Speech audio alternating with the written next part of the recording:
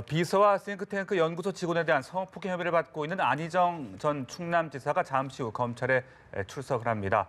지난 검찰 기습 출석 이후 열흘 만이 될 텐데요. 네, 한편 뇌물수수, 횡령 등의 혐의를 받고 있는 이명박 전 대통령에 대한 검찰의 구속영장 청구가 이르면 오늘 중에 이뤄질 것으로 보입니다. 오늘 세 분 모시고 이야기 나눠보겠습니다. 최창렬 용인대 교육대학원장, 장성호 건국대 행정대학원장, 그리고 손정혜 변호사 모셨습니다. 세 분 안녕하십니까? 네, 안녕하십니까? 네, 안 전 지사가 오늘 잠시 후에 검찰에 출석을 하게 됩니다. 열흘 만에 이제 다시 나오는 것인데 지난번에는 워낙 기습적으로 나왔었고 오늘은 상당히 좀 검찰 측도 안 전 지사 측도 충분히 좀 준비를 했다 이렇게 볼 수 있겠죠? 지난번에 소환하고 오늘이 열흘째 됐잖아요. 그러니까 지난번은 말씀처럼 자신이 직접 출두했고 소환된 게 아니었고 오늘은 이제 검찰이 소환을 한 거란 말이죠. 네. 열흘이라는 기간이 짧지가 않으니까 그동안 여러 그 증거라든지 여러 정황들을 검찰이 충분히 수집하지 않았을까라는 생각이 듭니다. 그래서 아마 이제 소환을 한 것 같고 그러나 지난번에 안희정 전 지사는 기본적으로는 자신이 자연스러운 관계였다라고 입장을 얘기를 했잖아요. 그렇게 그건 안희정 전 지사가 그렇게 얘기를 한 거니까 오늘도 아마 그런 입장을 계속 유지하지 않을까. 이제 이른바 위력에 의한 그런 그 행위가 아니다라는 쪽으로 얘기를 할 것 같아요. 검찰은 아마 그렇게 보려 할 것이고 말이죠.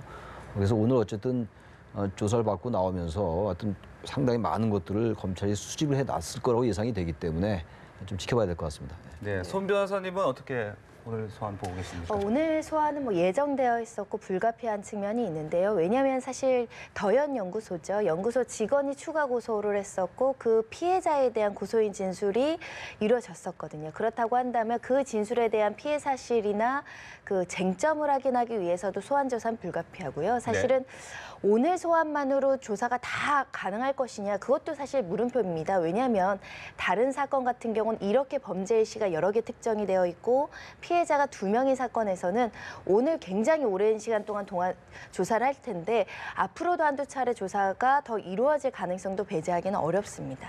네. 추가 피해자도 나왔고요. 앞으로도 계속해서 조사가 이뤄질 것 같은데 이 안희정 전 지사에 대한 일련의 사태 지금 어떻게 보고 계십니까?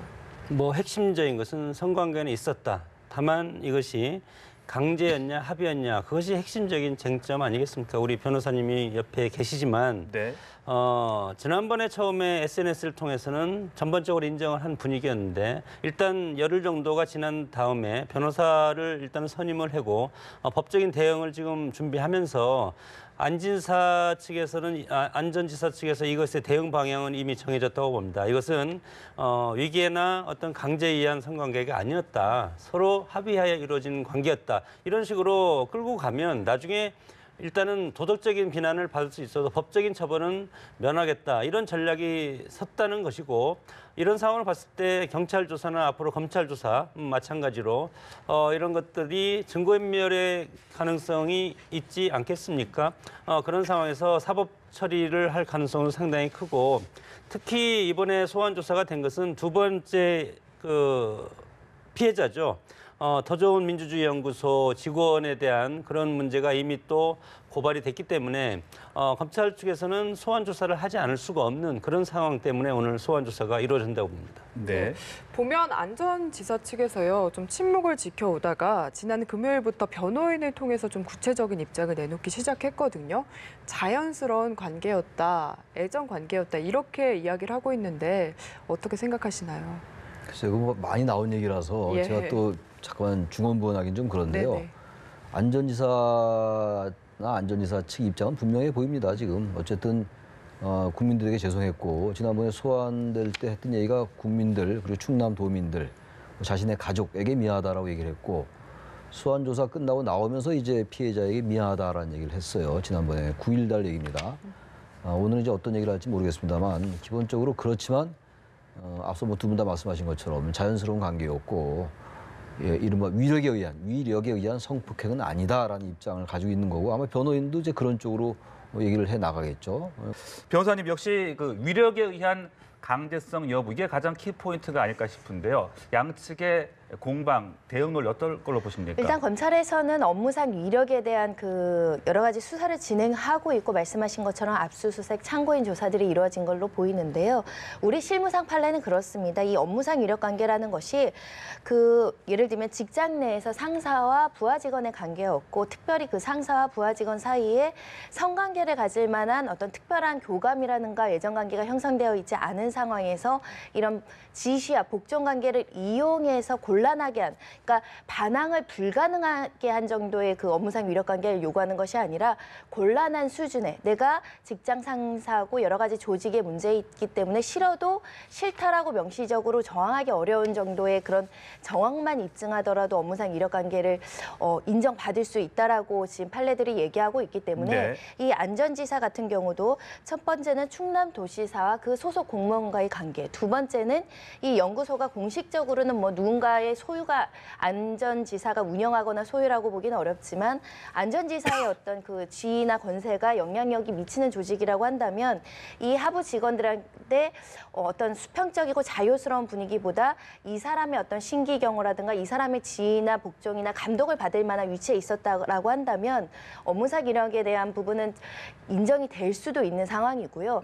다만 이제 안 지사 입장에서 변론할 수 있는 것은 이 상당 기간 서로의 어떤 그 시간적인 간격이 있지 않습니까? 그 오랜 기간 서로의 어떤 합의라든가 애정관계라든가 이런 부분들이 있었다라는 정황을 제출한다고 한다면 업무상 위력에 의한 간음을 부인할 수 있거든요. 근데 그런 증거라는 것은 통상적으로 뭐 문자 메시지, 통화 내역, 업무 메일, 그리고 그 사람이 실제로 여러 가지 정서적 교류를 했는지 이런 것들에 대한 정황 증거가 제출이 돼야 되는데 그런 것이 있다면 제출을 검찰청에 이미 했을지 않을까라는 생각도 들고요. 그 주변 참고인 조사들을 했던 것으로 알고 있는데 관련된 직원들을 통해서 그 안지사의 충남도청의 어떤 분위기, 그 연구소의 분위기가 안전지사에 대해서 얼마나 그 조금 우월적 지위가 인정될 수 있는 분위기였는지를 제가 조사했는 것으로 알고 있습니다. 그 어떤 직원들의 진술 여하에 따라서도 그 정황 상황이 좀 다르게 평가될 수 있지 않을까 생각이 듭니다. 네, 그럼 오늘 이제 연구소 직원이 이제 피해자가 고발을 했기 때문에 검찰이 오늘 더연 연구소에 대해서 조사를 하기 위해서 오늘 소환 조사하는 것이 아닌가 저는 그렇게 판단이 되는데 정치인들은 흔히 연구소를 많이 만들지 않습니까? 본인이 혼자일 수도 있고 대선 주자 같은 경우는 상당히 광범위하고 큰 이런 조직에서 차기 정권을 준비하기 위한 그런 어떤 싱크탱크 역할을 하는데 더 좋은 민주주의 연구소는 싱크탱크라고 저는 생각을 합니다. 물론 안 지사 측에서는 이때 당시에는 여기 아무런 직함도 없었기 때문에 나랑은 관계없다. 여기 있는 직원들과 내가 어떤 커뮤니케이션을 할 수 있는 그런 여건이 아니었다. 이렇게 주장을 하고 있지만 피해자 측에서는 그것이 아니다. 이렇게 지금 얘기하고 있지 않습니까? 더 좋은 민주주의 연구소는 2008년도 안희정 전 충남지사가 만든 건데 여기에서 초대 소장이 안희정 그리고 2대 소장이 지금 청와대 비서관인 백원우 비서관 지금은 이제 3대 소장으로 지금 내려와 있는데 물론 여기에는 이제 사단법인이기 때문에 이사장도 있습니다. 그래서 초대 이사장은 윤덕홍 전 교육부총리고 2대 이사장이 신기남 전 열린우리당 의장.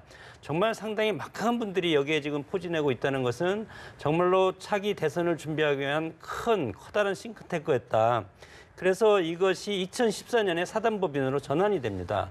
사단법인으로 전환이 돼서 이때 초대 이사장이 현재 정세균 국회의장이 초대 이사장이 사단법인 초대 이사장이 됐고 그리고 2014년에 사무실을 여의도에서 마포로 옮깁니다. 마포로 옮겨서 이때 여직원이 8명이었는데 그중에 한 명이 오늘 안희정 지사를 고발한 그런 이제 여직원이 이제 이때 당시에 마포에서 근무를 하고 있었고 2010년 7월에 민선 5기에 안희정 지사가 도지사로 당선이 됐기 때문에 사실은 여기에 이제 올 필요는 없지 않습니까? 그럼에도 불구하고 도지사 입장에서는 서울에 관사도 있지만 관사는 좀 공식적인 분이기 때문에 좀 불편하고 그래서 대부분에 있으면 자기 서울에 있는 집이라든가 아니면 사무소를 이용하는데 안전지사도 이 기간 동안에 서울에서 상당히 더현 사무소를 이용할 가능성이 상당히 컸지 않았나 이렇게 보고 그리고 2016년 말부터 주말마다 전문가들과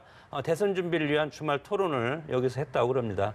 이런 것들이 지금 네. 검찰 측에서 보면은 물론 통상적인 그런 직위는 없었지만 대선 후보, 잠재적인 대선 후보로서 여기를 주기적으로 이용을 했고 그것이 CCTV 같은 것도 나와 있지 않겠습니까?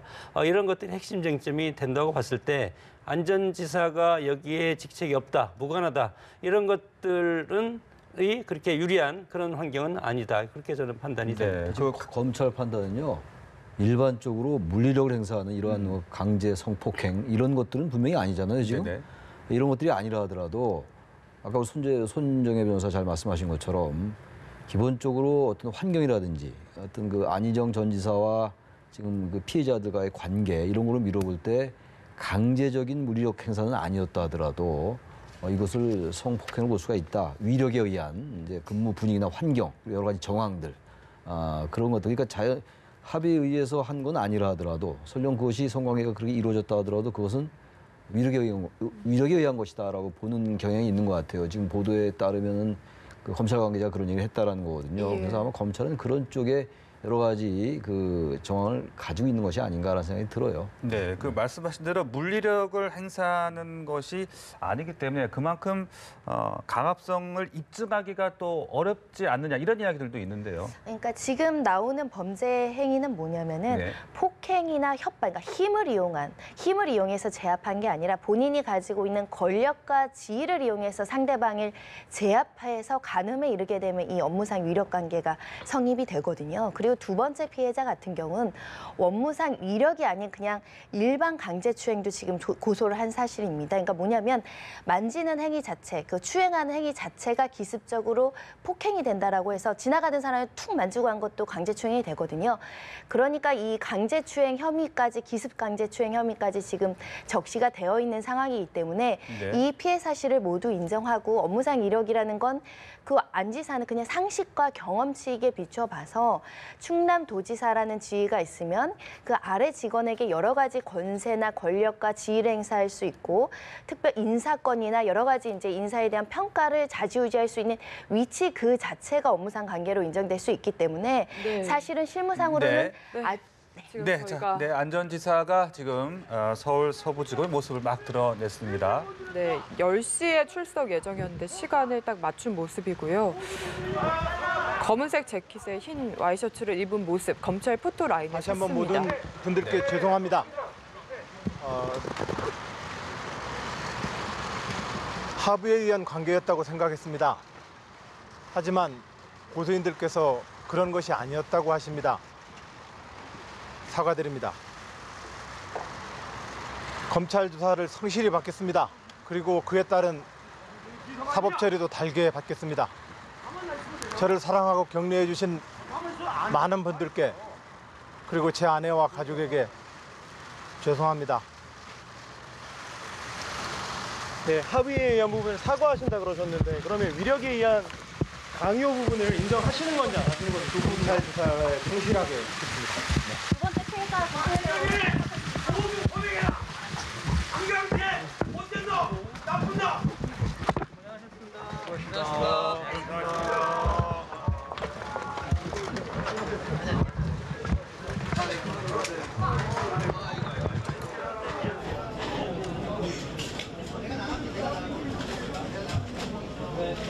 안희정 전 지사의 조금 전 발언 다시 한번 들어보겠습니다.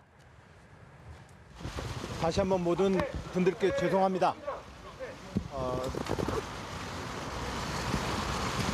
합의에 의한 관계였다고 생각했습니다. 하지만 고소인들께서 그런 것이 아니었다고 하십니다. 사과드립니다. 검찰 조사를 성실히 받겠습니다. 그리고 그에 따른 사법 처리도 달게 받겠습니다. 저를 사랑하고 격려해 주신 많은 분들께 그리고 제 아내와 가족에게 죄송합니다. 네, 합의에 의한 부분을 사과하신다 그러셨는데 그러면 위력에 의한 강요 부분을 인정하시는 건지 안 하시는 건지 검찰 조사에 성실하게 듣겠습니다. 두 번째 피해자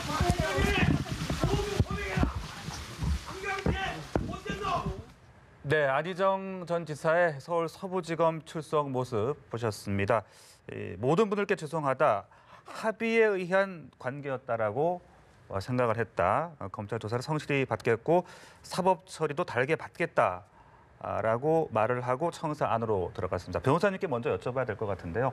발언 어떻게 보셨습니까? 일단 안희정 지사가 입장을 정리한 것 같습니다. 전부 부인하고자 하는 변호의 전략을 오늘 얘기했던 것으로 보이고요. 네. 예전에 이 사건이 처음에 최초의 이제 언론 보도를 통해서 나왔을 때 SNS를 통해서 뭐라고 했냐면 비서실에서 합의된 성관계라고 얘기했던 건 사실과 다릅니다라고 입장을 정리했었거든요. 그러면서 첫 번째 나왔을 때도 사실은 좀 애매모호한 태도를 보였는데 오늘 조사에서는 명확하게 네. 이것은 위력도 아니고 진정 어린 합의로 생각했고 합의된 성관계였기 때문에 범죄가 아니라고 생각했다라는 본인의 인식. 그러니까 법률적으로 평가했을 때 나는 무죄라는 변론을 명확하게 네. 얘기하고 간 것으로 보이고요. 이렇게 진술이 번복된 데에는 여러 가지 이제 수사를 받으면서 또 변호인들의 어떤 조언을 받으면서 이것이 만약에 유죄로 인정됐을 때 여러 가지 이제 본인의 신변 문제라든가 처벌 문제나 이런 것들을 법적인 조언을 받았던 것으로 보이고요. 네. 그래서 명확하게 지금은 이 피해자 2명, 고소인 2명에 대해서 나는 합의로 여겼기 때문에 이런 강제성, 위력 이런 것들이 없었다라고 지금 얘기를 하는 것으로 보이고요. 제가 궁금한 건 그런데 그렇습니다. 우리 SNS가 일부 이제 공개된 적이 있는데 특히 김지은 씨한테 미안하다, 잊어라, 개념치 말아라 이런 얘기를 네네. 했거든요.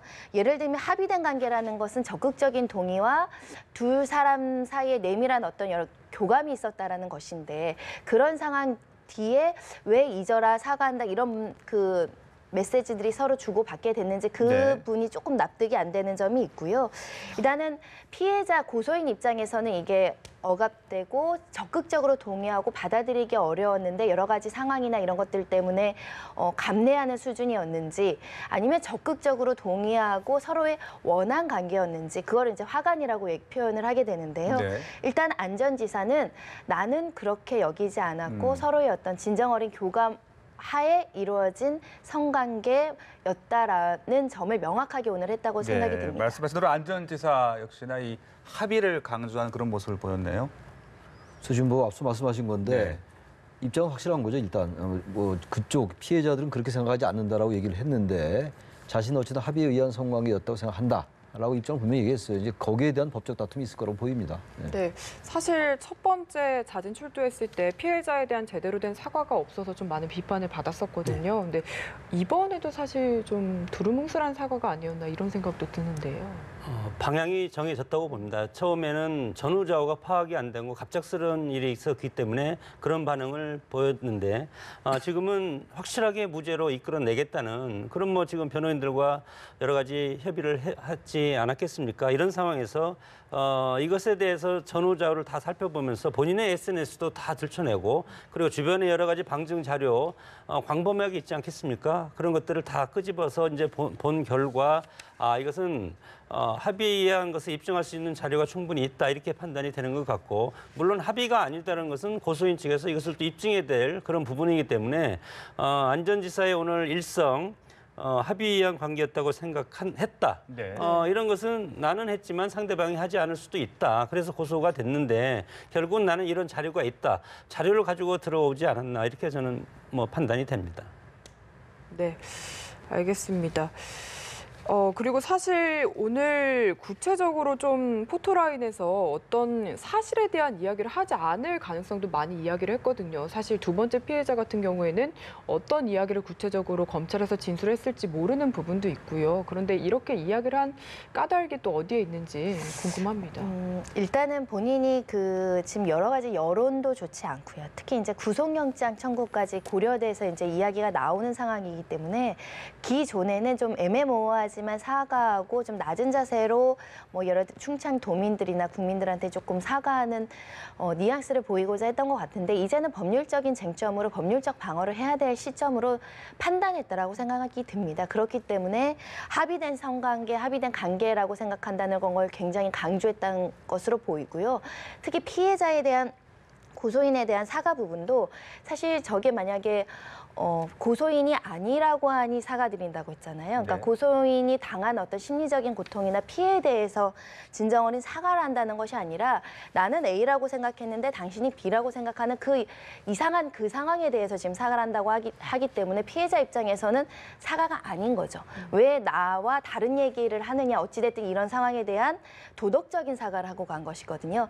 그런 측면에서는 안 지사는 이제 법률적으로 무죄를 다투는데 굉장히 중요점을 두고 이제 앞으로 이 대응을 하겠다라는 의지를 밝힌 것이라고 보이고, 지금 검찰에서 굉장히 조사를 많이 했습니다. 압수수색도 많이 했고요. 참고인들도 많이 나왔고, 고소인들 조사도 굉장히 장시간 했었거든요. 아마 오늘은 좀 각오하고 들어가지 않았을까라는 생각이 듭니다. 네, 그렇다면 말씀하신 그 구속영장 청구 여부 가능성은 또 어떻게 봐야 될지요? 지금 안 전 지사가 수사에 일단 좀 적극적으로 협조하는 모습을 보이기 때문에 영장 청구까지는 안 날 것이다라는 전망도 있고요. 어떻게 좀 봐야 되는 겁니까? 구속영장 청구하는데 가장 중요한 요소는 그 피의자인 피고소인이 범행을 인정하느냐, 자백하느냐, 부인하느냐이거든요. 근데 지금 얘기를 들어본 걸로는 모두 부인할 것으로 예상이 됩니다. 네. 그렇다면 증거인멸 가능성이 상존한다고 볼 수밖에 없는데요. 예. 증거인멸이라는 건 물증, 오피스텔에서는 뭐 CCTV 이런 거 다 지금 확보한 상황이라고 하지만 가장 중요한 건 인적인 증언을 할 수 있는 참고인들에 대한 해요나 압박이나 피해자에 대한 2차 가해나 이런 것들도 요소가 될 수 있기 때문에 증거인멸 가능성은 상존하고 있는 상황이라고 보이고, 지금 검찰에서 구속영장을 청구했을 때 가장 중요한 요소로 볼 수 있는 것은 결국 이 범죄를 소명할 수 있느냐 이 부분일 겁니다. 이것을 법원의 영장 실질을 가져갔을 때 조금 애매해서 혹시 범죄의 소명이 부족하다고 하면 영장이 기각될 것이거든요. 근데 만약에 범죄의 소명이 가능하다라고 한다면 피해자가 2명인데다가 지금 적시된 범죄가 10개 가까이 되거든요. 이게 모두 유죄로 소명될 수 있는 증거들을 검찰에서 갖고 있다고 한다면 구속영장 청구를 할 겁니다. 네. 한편 조금 다른 얘기긴 한데요. 지금 첫 번째 피해자인 김 씨 같은 경우에는 2차 피해를 겪고 있다면서 고발장을 지금 낸 상태입니다. 온라인상에서 비방도 굉장히 많고 좀 잘못된 정보도 돌고 있는 상태인데 이런 걸 교수님 어떻게 보고 계신지 궁금합니다. 뭐 사회적 현상이라고 봅니다. 지금 뭐 4차 산업혁명에서 정보화 시대가 깔리고 초연결 사회로 뭐 들어오지 않았습니까? 미투 운동이 이렇게 우리 한국에서 선풍적으로 바람을 일으키는 것도 그런 정보화 혁명의 결과로서 이렇게 뭐 예를 들어서 들불처럼 지금 번지고 있다고 이렇게 표현을 하는데 이런 만큼 지금 국민적 관심도 많고 이거에 대한 각자의 해석들도 다르고 이런 것이 뭐 자연스러운 현상이라고 보고, 다만 이것이 국가기구와 어떤 법적인 제도적인 측면에서 이것을 걸러주고 이것에 대해서 재단하고 그리고 이끌어가는 그런 권위적인 국가기구의 역할이 상당히 중요하다. 그것은 법과 제도죠. 이런 것들이 미비하다면 앞으로 국회가 지금 뭐 일은 잘 안 하고 있지만 국회에서도 이런 거에 대한 법적인 제도적인 미비점을 현장에서 문제가 있으면 그것이 제도적으로 보완하는 것이 민주주의 시스템 아니겠습니까? 이런 효율적인 시스템을 국회에서 법제적인 측면에서 이것을 보완해야 될 필요가 있고, 물론 자기 일이 아니라고 쉽게 얘기할 수도 있고 비난할 수가 있지만, 그러나 이것에 대해서는 객관적인 팩트를 중심으로 해서 이성을 가지고 이 현상을 들여다보면서 네. 비판할 건 비판하고 이 사회가 어떻게 나가야 되는 그런 대안 제시를 할 때는 대안 제시를 하고, 이런 어떤 그 수준 높은 그런 의식이 상당히 중요할 때라고 봅니다. 네, 자 이런 안 전 지사의 성폭행 사건 이후 충남지사 선거 판세 상당히 좀 출렁이고 있는 것 같습니다. 박수현 예비 후보가 하차를 했고, 이제 양승조 의원과 복기왕 전 아산시장, 여당에서 이제 이 2명이 경선을 준비를 하고 있는데 두 사람의 승부는 어떻게 좀 봐야 되겠습니까? 지금 이제 경선 시작도 채 안 했는데 네. 둘 중에 누가 이길 거냐라고 뭐 예단하기는 굉장히 어려울 것 같고, 문제 이제 그 부분보다는 지금 충청남도의 민심이 어떻게 흘러가느냐가 굉장히 중요할 것 같아요. 당내 경선도 경선입니다만, 민주당내 경선. 지금 충청남도는 뭐 다 아시겠습니다만 안희정 전 지사에 대한 그 인기가 굉장히 높았잖아요. 그리고 특히 충청남도는요, 단순히 인기라는 측면보다도 안희정 전 지사에 대한 이른바 이제 대망론이라는 거, 네. 이런 것들이 굉장히 폭넓게 확산돼 있었어요. 도지사를 2번 했으니까, 연임됐으니까. 근데 지금 바로 그 부분이 지금 이제 해체가 된 거거든요. 근데 지난번에 보면은 충청남도는 이왕구 전 지사 그리고 심대평 전 지사가 다 보수적인 성향의 그 도지사들이었단 말이에요. 그래서 충청남도가 다른 뭐 지역구 의원들은 보수 진보와 같이 이렇게 균형을 맞추고 있는데 충청남도 도지사는 지난번에 안희정 지사를 제외하고는 2번 연달아 했습니다만 그전에는 모두 좀 보수 성향이었어요. 그래서 충청남도가 의외로 그 부분은 광역단체장 서는 것은 조금 보수적인 성향을 띠는 것 같아요. 경향을 띠는 것 같단 말이에요. 근데 이번에 어쨌든 이런 상황이 왔는데 민주당이 제명을 빨리 시켰잖아요. 안희정 전 지사를. 네. 그 이제 나오자마자 보도가 그랬고 박수현 전 대변인의 경우도 사실 뭐 안희정 마케팅을 노골적으로 했던 것이죠. 뭐 그건 뭐 자연스러운 거였는데 어쨌든 박수현 전 대변인은 이제 출마를 사퇴했으니까. 그러면서 볼 때 이 상황이 지방선거에 뭐 어떤 지금 현 단계로 볼 때는 어떤 형태로든 간에 영향을 미친다고 보지만 지금 뭐 여러 가지 전국 판세하고 또 같지는 않다 하더라도요. 남북 정상회담이라는 큰 거대 담론도 있는 것이고 개헌도 마찬가지고요. 이런 것들이 어떻게 맞물리냐 문제인데 기본적으로 아마 이제 충청남도는 압도적으로 여당이 유리했던 이러한 우리가 흔히 말하는 이제 그 기울어진 운동장이라고 얘기하는 거 이런 부분들에 있어서는 상당히 좀 비슷한 선에서 출발하는 거 아닌가 이런 뭐 평가 날 수 있을 것 같긴 합니다. 예. 충청도 선거, 특히 충남지사 선거는 뭐 민주당이 당연히 이번에 당선되리라고 확신을 했던 지역인데 네. 지금 안희정 지사의 문제로 인해서 충남도지사 선거가 안개속 선거로 바뀌었습니다. 민주당 입장에서는 상당히 충격적인 그런 분위기고 이것이 여기에서 끝나야지 다른 데로 번지는 것을 상당히 지금 차단해야 될 것이 전략적으로 민주당에서는 필요로 한데 특히 충청도 지역은 예향의 고향, 충절의 고향 아니겠습니까? 여기에 영초호 시대라고 해서 상당히 충청의 어떤 그런 호남보다 인구가 상당히 많아졌고 그렇기 때문에 충청 대망론도 지금 이제 나왔는데 거기에 대표 주자가 안희정 지사였는데 안희정 지사가 이런 불미스러운 일로 스스로 이거에 대해서 물러난 그런 사태 이런 것들은 상당히 충격적이다. 그렇기 때문에 저는 박빙의 선거가 이번 도지사 선거에서 이루어지리라고 봅니다. 한국당과 민주당의 이런 상황에서 이번 선거의 최대 쟁점은 도덕성, 청렴성 이런 것을 중심으로 이제 치러질 수밖에 없는데 양승조 의원과 복귀왕 전 아산시장 물론 경선 룰에 있어서 현역 의원이 사퇴를 하면 10% 감점을 하기 때문에 당내 경선에서는 저는 누가 될지는 모른다고 봅니다. 그럼에도 불구하고 양승조 의원이 훨씬 더 인지도에서 상당히 넓게 그리고 앞서 있기 때문에 인지도가 상당히 높은 사람이 후보 경선에서 유리한 국민이 상당히 크거든요. 그러나 1차 예선이 중요한 게 아니고 민주당에서는 한국당 후보와 맞붙을 본선에서 과연 어떻게 이길 수가 있을 것인가. 저는 지금은 안개속 판세이기 때문에 또 다른 어떤 악재가 터진다면 이것마저도 불가능할 거라고 이제 생각이 들기 때문에 정말 선거 전략을 잘 짜고 그리고 어느 후보가 나와야만이 한국당 후보와 박빙의 선거에서 이길 수가 있는지 그리고 전임 도지사가 쌓아놓은 여러 가지 지금 업적들이 있지 않습니까? 그런 것들이 한순간에 지금 물거품이 됐는데 이런 것들을 우리 충청남도 유권자들을 설득할 수 있는 그런 인물을 지금 찾고 내세워야 된다고 생각이 듭니다. 네, 자유한국당 같은 경우에 어떻게 보면 정말 기회를 만난 거잖아요. 그래서 지금 전략공천 지역으로 정하고 이인재 고문 그리고 이명수 의원 지금 유력하게 보고 있는데 이 후보들이 좀 경쟁력이 있다고 보십니까? 기본적으로 워낙 인지도가 높은 인물이니까 이인재 의원은 전 의원은 그리고 이완구 전 국무총리도 좀 거론이 되는 것 같아요. 네. 본인이 불출마 의사가 지금 강하다고. 강하다고 얘기는 하는데 일단 거론은 되고 있는 상황인데 지금 뭐 출국한 상태입니다. 이완구 전 총리는. 그러니까 지금 말씀처럼 충청남도는 워낙 안희정 바람이 거셌고 그리고 이 민주당의 후보로 나오고자 하는 인물들이 전부 안희정 얘기를 했던 거예요. 뭐 그건 사실인데 이제 그 요인이 없어졌단 말이죠. 요인이 지금 소멸됐는데 아무튼 이인재 전 의원 같은 경우 그리고 이완구 전 총리, 이명수 의원은 현역 의원이에요. 이런 분들이 뭔가 해볼만하다라는 분위기는 분명히 있다고 봐야 되겠죠. 그러니까 그런 점에서 이제 압도적으로 유리했던 이러한 환경, 유리했던 선거 환경 이러한 것들은 일단 좀 소멸된 상황이에요 지금. 근데 단지 이것이 어떻게 또 작동될 것인가는 다른 변수와 같이 어떻게 맞닿아 있느냐.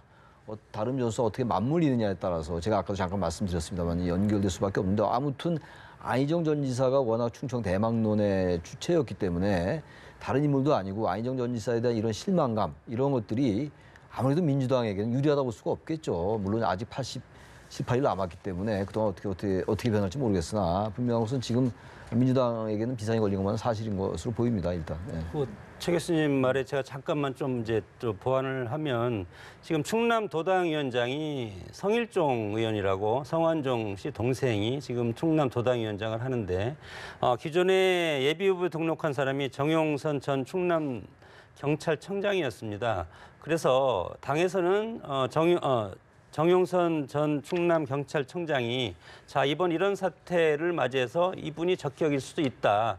그러나 이 경선이라는 시너지 효과가 있지 않습니까? 아직도 기울어진 운동장이라고 저는 봅니다. 유권자들한테 미투 운동이 아무리 거기 강하게 가도 표심을 바꾸기는 그렇게 쉽지 않거든요. 이런 상황에서 이 한 분으로는 안 된다. 그래서 지금 성일종 도당위원장이 이인재 전 의원한테 출마를 해달라 이렇게 권유를 했고 그리고 충남에서 사실은 부지사도 하고 충남 지역의 여러 가지 역할을 많이 한 사람이 이명수 의원입니다. 아산갑 국회의원인데 그래서 물론 이완구 전 총리는 도지사는 출마하지 않을 거라고 저는 생각이 듭니다. 과거에 2번에 걸쳐 도지사를 했고 앞으로 대선이 목표 있기 때문에 도지사보다는 이제는 의원을 하든가 그다음에 대권에 도전하는 그런 뜻이 상당히 이제 강한 그런 분이기 때문에 저는 이인재 의원이라든가 전 의원이라든가 이명수 현 의원 그리고 정용선 전 충남경찰청장 이 세 분이 경선을 해서 경선 시너지 효과로 해서 민주당 후보와 맞붙는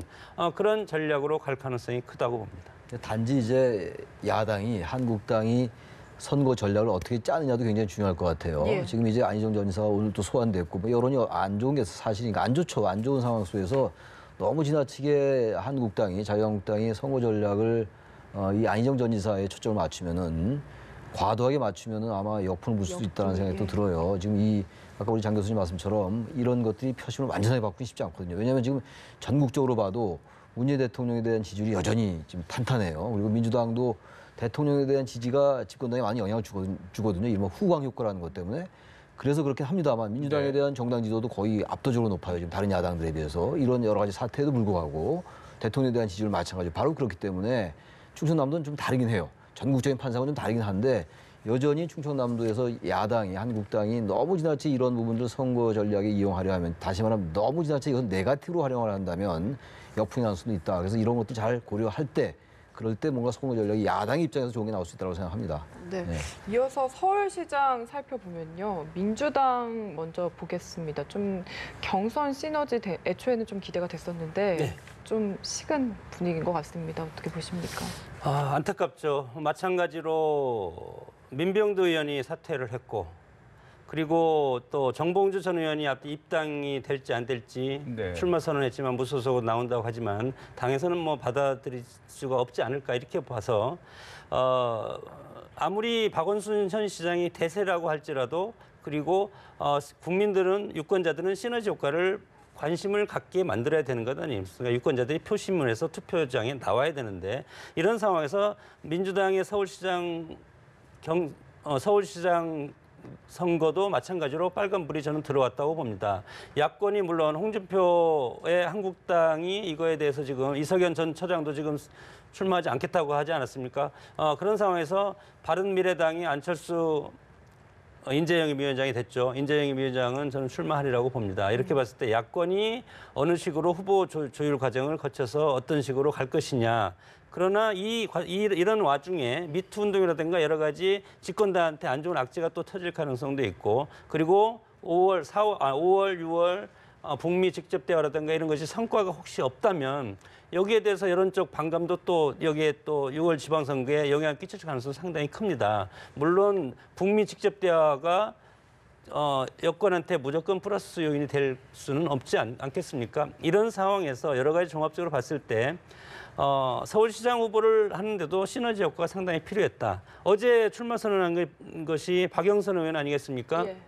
박영선 의원과 그리고 우상호 전 원내대표 두 분이 이제 출마 선언을 했고 네. 박원순 현 시장한테 이제 도전하는 형세인데 나머지 후보들이 단일화 경선하면서 시너지 효과를 걷고 마지막에 박원순 후보와 정말 빅매치를 후보 경선을 위해서 했다면 서울시장은 100% 저는 민주당 후보가 당선되리라고 확신을 했는데 지금 뭐 여러 가지 이제 불미스러운 일로 지금 한 분, 두 분 이렇게 해서 지금 이제 또 전현희 의원도 사퇴하지 않았습니까?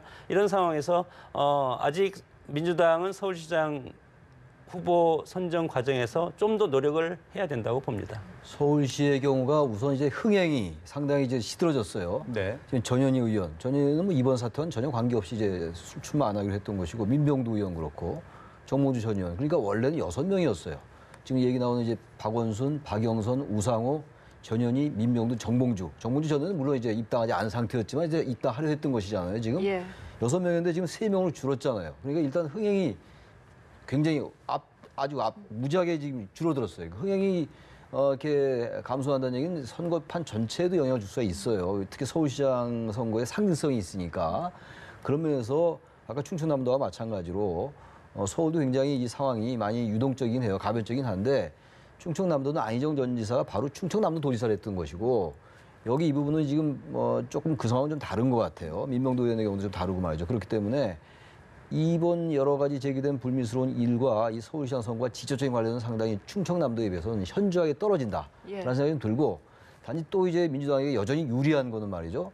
이번에 이석연 전 법제처장이 출마를 한다라는 얘기가 있었는데 출마하지 않기로 했잖아요. 네네.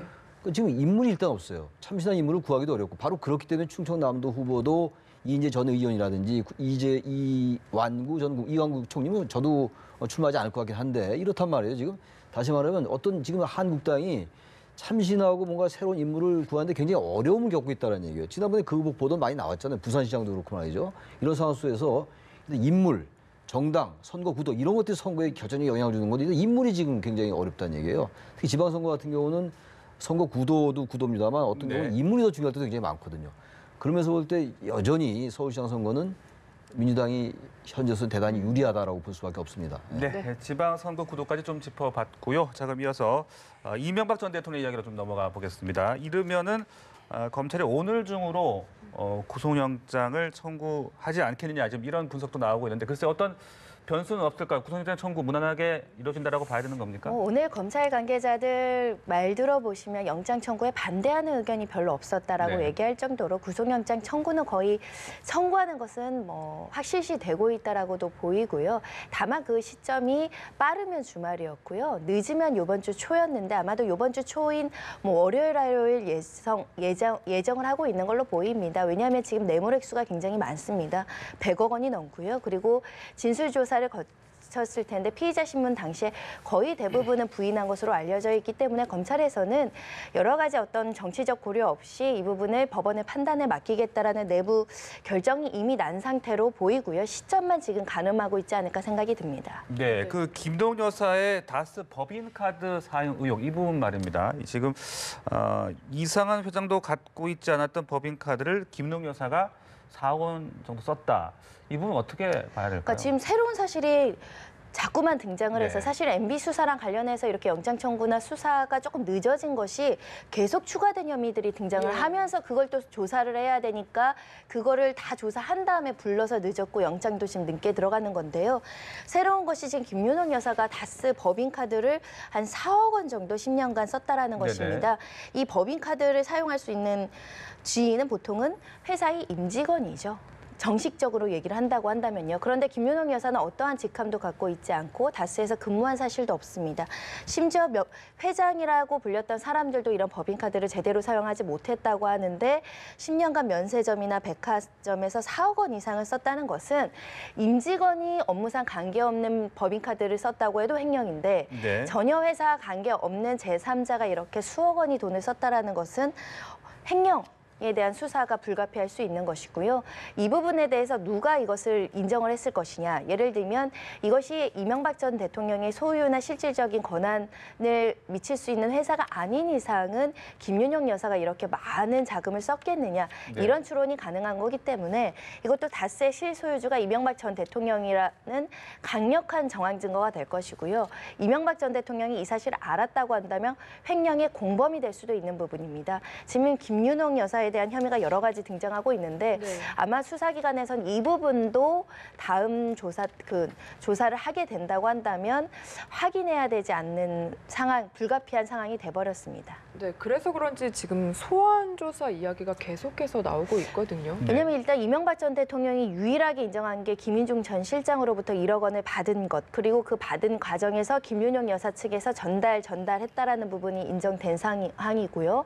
그리고 이제 두 번째로가 성동조선해양으로부터 받은 5억 원은 이상주, 그러니까 사위가 되죠. 사위 이상주 전 삼성 전무가 5억 원을 전달받아서 이 부분은 김윤영 여사 측에 전달했다라는 이야기가 있습니다. 그럼 뇌물 액수만 지금 6억 원이 돼버리는 상황이고, 지금 나온 4억 원에 대한 횡령 부분, 이 부분도 조사를 해야 되면 적지 않은 금액이 지금 피의 사실로 적시가 될 수 있는 상황이기 때문에 소환 조사는 불가피할 수 있습니다. 뇌물 사건에서 전달책을 조사를 안 하는 뇌물 사건은 없거든요.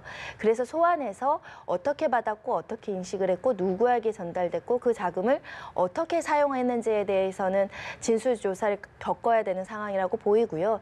다만 이제 그 전직 대통령에 대한 그런 예우를 감안을 해서 포토라인에 서일 것이냐, 비공개 조사를 할 것이냐, 그 부분에 대한 어떤 고려 정도만 남아 있다고 생각이 듭니다. 네, 김윤영 여사에 대한 검찰 조사가 이루어진다면 이게 또 이명박 전 대통령에게도 상당히 좀 압박이 되지 않을까 싶은데요.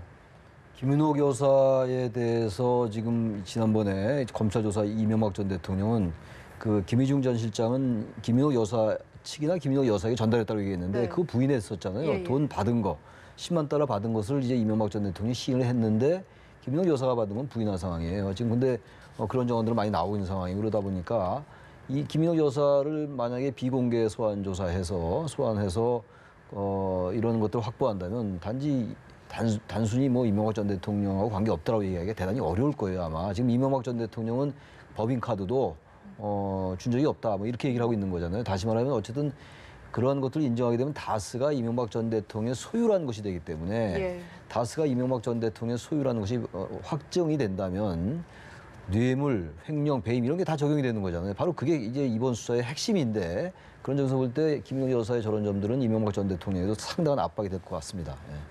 압박이 될 뿐더러 검찰의 한 묘수라고 저는 이제 생각이 드는 것이, 사실은 검찰 조사라든가 구속영장을 할 때는 예를 들어서 부자지간이라든가 뭐 또 예를 들어서 부부관계에서는 한 명만 처벌하는 것이 뭐 관례 아닙니까? 이런 상황에서 김윤영 여사를 처벌하겠다는 것이 아니고 이명박 전 대통령을 구속시키기 위한 하나의 수단이 아닐까 이렇게 생각이 들고, 물론 뭐 이렇게 쓰는 것은 잘못된 거죠. 잘못된 건데 이것을 이제 사법 처리라기보다도 일단은 지금 너무 방대하지 않습니까? 뭐 다스와 관련해서 비자금 360억 원대 이런 이제 횡령과 뭐 탈세 그리고 뇌물 이런 것들이 이제 방대하게 걸쳐 있기 때문에 이 4억이 뭐 큰 돈이지만, 그러나 이것은 이명박 대통령을 구속시키기 위한 검찰의 하나의 수단이 될 가능성이 크지 않나 이렇게 판단이 됩니다. 네. 자, 그리고 앞서 현장 연결을 통해서 직접 보셨듯이 청와대가 대통령 개헌안 발의 날짜를 26일로 발표했습니다. 당초 순방 이후가 될 것이라는 전망도 좀 있었는데 26일로 얘기를 했어요. 날짜 의미 어떻게 좀 보셨습니까? 그 집권당 여당의 우원식 원내대표가 일단 26일로 해 주십사라고 청와대 이제 얘기를 했어요. 아마 그것이 받아들여진 건데, 지금 시기도 시기입니다만 지금 한국당이 지금 제안한 거는 분권형 대통령제를 중심으로 한 책임 총리제 이렇게 얘기를 했어요. 네. 근데 지금 여기 청와대나 여당, 정부 여당에서는 4년 연임제거든요. 그러니까 전혀 달라요, 지금. 어떻게 현재 단계에서 볼 때는 지금 더불어민주당과 이 한국당의 이 권력 구조에 관해서는 적어도 다른 거 기본권 강화라든지 지방분권 이런 건 별 문제가 안 되는데, 적어도 권력 구조에 있어서는 완전히 다른 상황이에요, 지금. 특히 이제 책임 총리라는 게 우리가 이제 항상 여태까지 얘기해왔던, 지금까지 얘기해왔던 뭐 국회의 동의만 받는 그런 총리인데, 단지 대통령이 어느 정도 이제 그것을 부여해서 민생을 받는 이런 책임 총리가 아니고 국회가 추천하는 책임 총리를 얘기했단 말이에요. 그러니까 이건 사실 국회가 추천했다는 건 사실상 내각제하에서의 총리로 인식될 수가 있는 거예요. 그러니까 저도 지금 볼 때 과연 내각제하에서의 총리가 어떻게 다른가 제가 아직 잘 모르겠어요. 그렇다면 내각제하에서의 총리가 민생을 당연히 담당해야죠. 그냥 대통령이 단순히 임명하는 게 아니라 국회가 추천했으니까, 선출하거나. 그러면 이 부분이 지금 대통령제를 골간으로 하는 이것과 어떻게 다른 건지. 그러니까 분권형 대통령제를 골간으로 하는 책임 총리다. 근데 이게 이원 집정 무죄인지 내각제에서의 총리인지 그럼 대통령이 외교 국방 안보를 맡는다고 그랬고 총리가 지금 민생 경제 맡는다고 얘기하고 있는 거예요. 한국당의 주장은. 그럼 이것이 어떻게 되는 것인지에 대한 설명이 아직 분명치 않아요. 그러니까 한국당은 좀 추후에 이런 것을 발표하겠다는 취지를 얘기하고 있는데 바로 이런 점이 지금 3월 26일 날 발의를 한다 하더라도 말이죠. 네네. 여야가 굉장히 합의하기가 어렵게 돼 있어요. 그러니까 6월 달에 지방선거와 동시에 국민투표하기는 대단히 어렵고 현재. 그리고 정세균 국회의장 같은 경우도 만약에 여야가 합의한다면 시기는 너무 집착할 필요 없다라는 입장이라서 저는 대통령이 발의하면 야당은 개헌안에 거의 논의 자체를 안 할 명분이 생길 수 있을 것 같아요. 그래서 저 일단 볼 때 지금 청와대나 이쪽에서는 좀 야당 압박용이 있어요. 국회 압박용이긴 한데 이게 실질적으로 개헌 논의로 연결되는 건 상당히 어려워서 26일 날 발의한다 하더라도 다시 여야가 권력 구조 문제를 충분히 절충해서 그런 다음에 결국 국회 발의로 가야 된다. 아마 청와대도 그걸 인식할 수 있을 거예요. 인식하고 있다고 보고 단지 국회로 하여금 이 합의를 절충을 더 재촉하는 의미에서 발의를 하는 것이 아닌가 이렇게 생각이 좀 됩니다. 네. 실질적으로 절충안을 생각하면 6월 지방선거 동시 투표는 어렵지 않을까 이렇게 생각이 드는데요. 말씀하신 대로.